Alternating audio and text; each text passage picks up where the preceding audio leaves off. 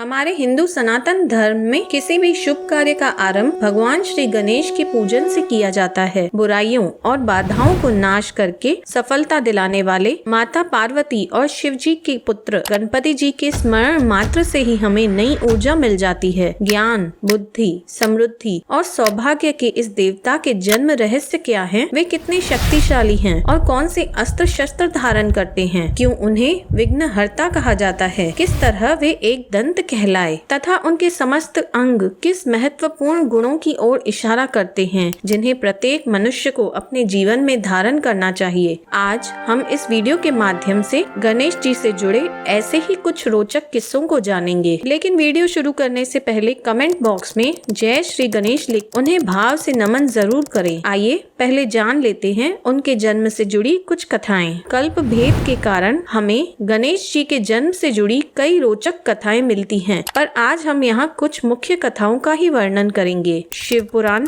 रुद्र संहिता अध्याय 13 से 18 के अनुसार ब्रह्मा जी ने नारद से श्वेत कल्प में घटित गणेश जी की उत्पत्ति के संदर्भ में बताया था कि एक समय पार्वती जी की सखियां जया और विजया उनके पास आकर उनसे कहने लगी, सखी सभी गण तो रुद्र के ही हैं, नंदी भृंगी आदि जो हमारे हैं वे भी शिव जी की आज्ञा पालन में तत्पर रहते हैं, इसीलिए आपको भी हमारे लिए किसी गण की रचना करनी चाहिए। कुछ समय उपरांत पार्वती देवी ने अपने शरीर की मैल से एक चेतन पुरुष का निर्माण किया जो संपूर्ण शुभ लक्षणों से युक्त था। उसका वह शरीर विशाल, परम शोभायमान और महान बल पराक्रम से संपन्न था। देवी पार्वती ने उससे कहा कि तुम मेरे पुत्र हो और उन्हें आशीर्वाद देते हुए कहा, तुम्हारे समान प्यारा मुझे यहाँ कोई नहीं है। इसके बाद माता पार्वती ने गणेश जी को आदेश किया कि तुम यह छड़ी धारण करो और द्वार पर बैठ जाओ और किसी को भी महल के अंदर मत आने देना। यह कहकर वह भीतर चली गईं। कुछ देर बाद वहां भगवान शिव आए और कहा कि उन्हें पार्वती जी से मिलना है। अब द्वारपाल बने गणेश जी शिव जी को तो पहचानते थे नहीं, इसीलिए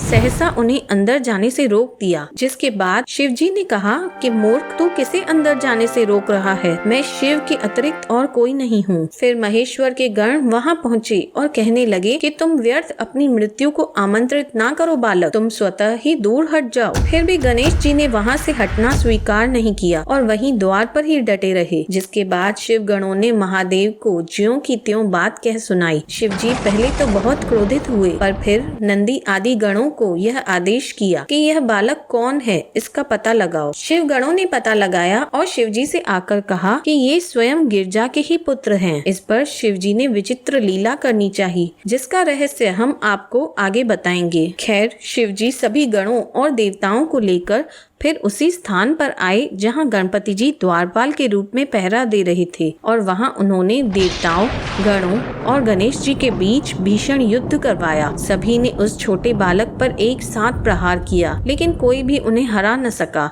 फिर क्रोधित शिव जी ने अपने त्रिशूल से बालक गणेश का सर काट दिया। जब माता पार्वती को इस बात का पता चला तो वे रोने लगी और बहुत सी शक्तियों को उत्पन्न कर बिना विचारे उन्हें प्रलय करने का आदेश दे दिया। इसके बाद देवलोक भयभीत हो उठा और फिर देवताओं ने उनकी स्तुति कर उन्हें शांत किया। तब देवी ने कहा कि यदि मेरा पुत्र जीवित हो जाए और देवों के बीच पूजनीय मान लिया जाए तो संहार नहीं होगा। जब सभी देव उन्हें सर्वाध्यक्ष का पद प्रदान करेंगे तभी लोकों में शांति होगी।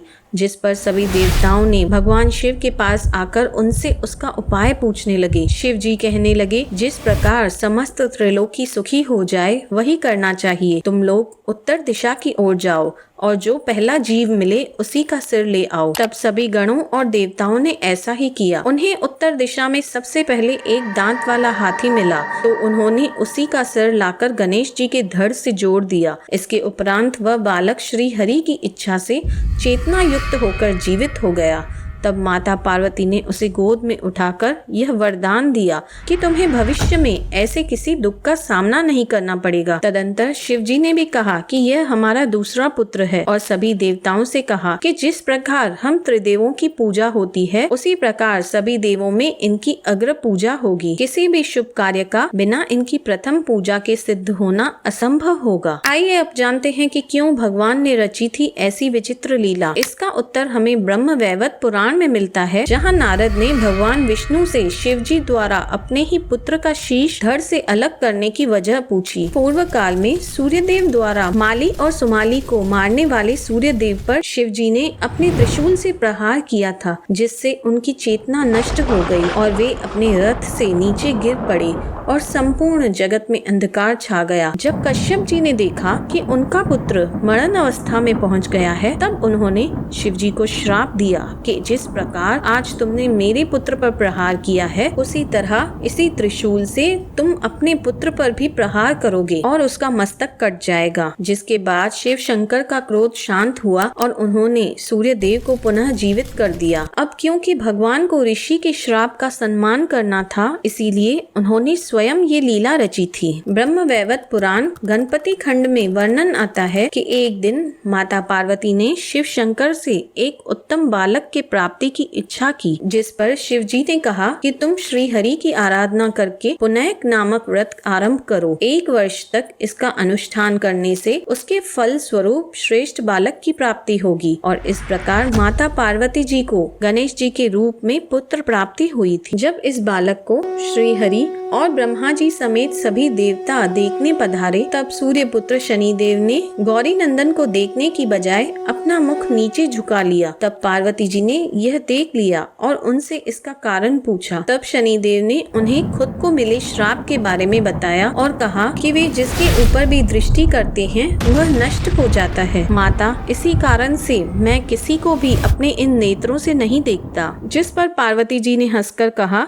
कि तुम मेरी और मेरे बालक की ओर देखो। तब शनैचर की दृष्टि पड़ते ही शिशु का सिर धड़ से अलग हो गया। इसके बाद उस शिशु का खून से लथपथ सारा शरीर पार्वती जी के गोद में रह गया, परंतु मस्तक गौलोक में जा अपने अभीष्ट श्री हरि विष्णु में जाकर समा गया। यह देख श्री हरि गरुड़ पर सवार होकर उत्तर दिशा में स्थित पुष्प भद्रा के निकट गए और वहाँ उन्होंने एक गजेंद्र को देखा जो बच्चों के साथ घिरकर हथनी के साथ सो रहा था। उन्होंने उसका मस्तक धड़ से अलग कर दिया। कटे हुए हाथी के मस्तक को लेकर श्री हरि कैलाश गए और उसे सुंदर रूप देकर उस बालक के धड़ से जोड़ दिया जो पार्वती जी की गोद में पड़ा था, और वह बालक चेतना युक्त हो गया। इसके अलावा पद्म पुराण सृष्टि खंड में वर्णन आता है कि एक समय माता पार्वती ने तेल और चूर्ण से अपने शरीर पर उपटन लगाया और उससे जो मैल गिरा उसे हाथों से उठाकर उन्होंने एक पुरुष के रूप की आकृति दी,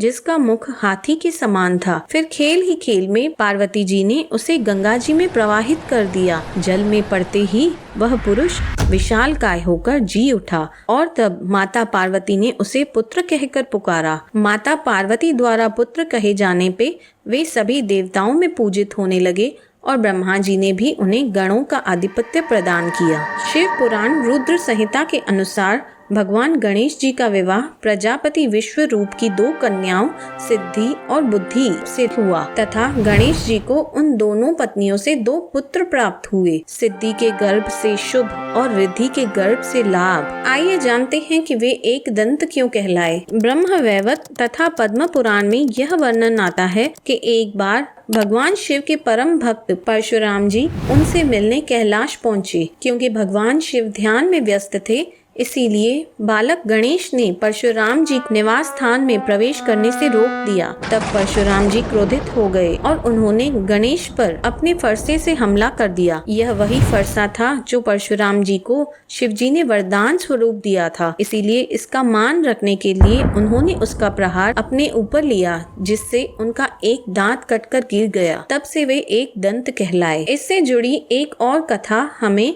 महाकाव्य महाभारत के पहले भाग में मिलती है, जहाँ यह बताया गया है कि ऋषि व्यास ने गणेश जी से कविता को वैसे ही लिखने के लिए कहा जैसे उन्होंने उसे निर्देशित किया था। गणेश जी सहमत हुए, लेकिन केवल इस शर्त पर कि व्यास जी कविता को बिना रुके सुनाएंगे। और हुआ भी ऐसा। श्रुतिलेख शुरू हुआ और कई दिनों तक निरंतर चलता रहा, लेकिन लिखने की हड़बड़ी में गणेश जी से कलम टूट गई। तब उन्होंने अपने एक दांत को तोड़ा और इसे कलम के रूप में इस्तेमाल किया, ताकि व्यास जी द्वारा ज्ञान की गंगा बिना रुकावट बहती मिलती रहे। उनकी अग्र पूजा से जुड़ी व्याख्या हमें शिव पुराण रुद्र संहिता पंचम खंड में मिलती है, जहाँ त्रिपुरासुर के संहार हेतु शिवजी ने अपने परम शक्तिशाली धनुष पर प्रत्यंचा चढ़ाई, तो भी धनुष से बाण नहीं निकले। जब बहुत समय तक बाण नहीं निकले तो आकाशवाणी हुई कि हे ऐश्वर्यशाली शिव शंकर, जब तक आप गणेश जी का पूजन नहीं करेंगे तब तक त्रिपुरासुर का वध असंभव है। इसीलिए तब भगवान शिव ने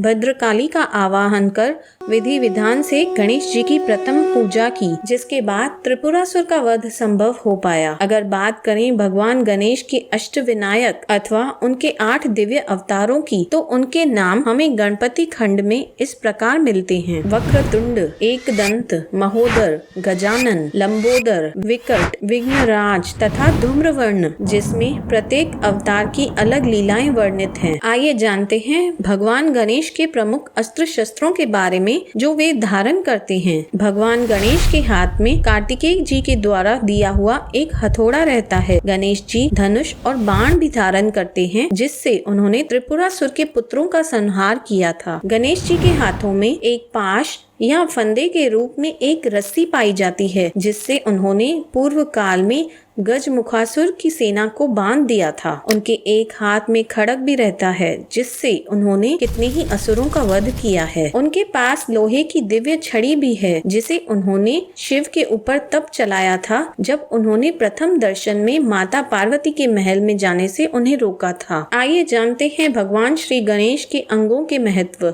भगवान गणेश का बड़ा सिर तार्किक बुद्धि और विवेक से निर्णय लेने का संदेश देता है। उनकी आंखें छोटी हैं और कहा जाता है कि छोटी आंख वाला व्यक्ति चिंतनशील और गंभीर स्वभाव का होता है, जिससे कि गणपति जी हमें संदेश देते हैं कि गहराई से हर चीज का अध्ययन करना चाहिए। ऐसा करने पर हम अपनी जिंदगी में सही फैसले ले पाते हैं। उनका बड़ा पेट यह सीख देता है कि चाहे जो कुछ हो, अच्छा या बुरा, सब हमें अपने पेट में शांति से पचाना चाहिए। उनकी बड़ी सूंड हमेशा सक्रिय रहती है, जिससे हमें हमेशा सतर्क रहने का संदेश मिलता है। यहाँ सतर्कता से हमारा भाव बुरे कर्मों से बचने का है। भगवान गणेश की 4 भुजाएं मन, बुद्धि, अहंकार और विवेक का प्रतीक हैं। इससे हमें यह सीख मिलती है कि इन चारों विशेषताओं को हमें अपने जीवन में यथा परिस्थिति धारण करना चाहिए। हरि अनंत, हरि कथा अनंता। गणेश जी का पूरा चरित्र और उनके गुणों का वर्णन एक ही वीडियो में करना असंभव है, पर हमने